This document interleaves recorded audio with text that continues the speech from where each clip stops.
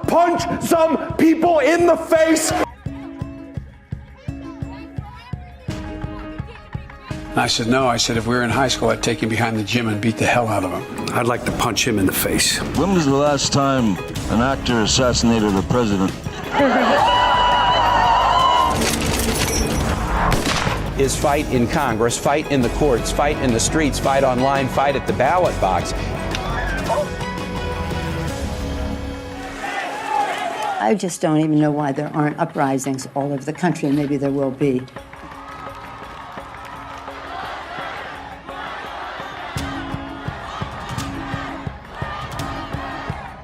Show me where it says that protests are supposed to be polite and peaceful.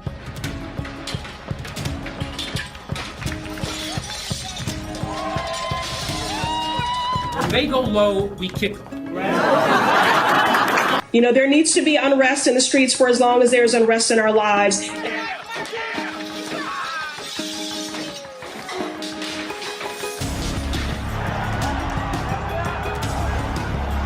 Biggest terror threat in this country is white men, most of them radicalized up to the right. I have thought an awful lot about blowing up the White House. Enemies of the state. And if you see anybody from that cabinet in a restaurant, in a department store, at a gasoline station, you get out and you create a crowd. And you push back on them. And you tell them they're not welcome anymore, anywhere. And sadly, the domestic enemies to our voting system and our honoring our Constitution are right at 1600 Pennsylvania Avenue. I will go and take Trump out tonight. Interesting to me to see Democrats who once disparaged, who ignored the violence, I should say, all of a sudden caring about it. But let's not forget what they said previously. Speaker Nancy Pelosi downplaying the violence rocking U.S. cities, ignorantly saying people will do what they do.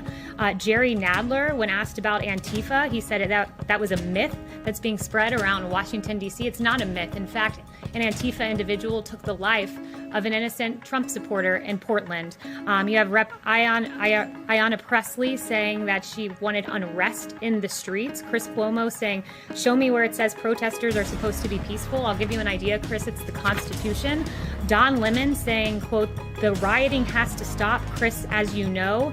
And I know it's showing up in the polls, it's showing up in the focus groups. It's the only thing right now that's sticking. So now all of a sudden, 90 days later, I from this podium have talked about law and order. The president has talked about law and order repeatedly, but because the polling has shifted, now it's time for the Democrats to deny what they said previously and all of a sudden focus on law and order.